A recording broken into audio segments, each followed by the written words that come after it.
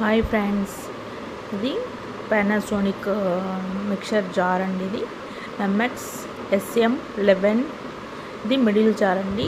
ఈ విధంగా only jar ఒకటే అమెజాన్లో 1280 పడిందండి.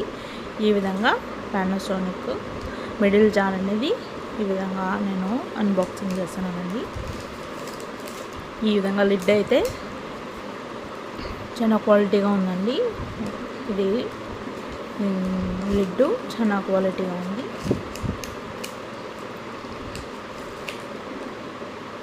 ఇది జార్ అండి, ఇది మిడిల్ జారు. ఇది మిడిల్ జార్ అండి. ఈ విధంగా మనకి క్వాలిటీగా వచ్చిందండి.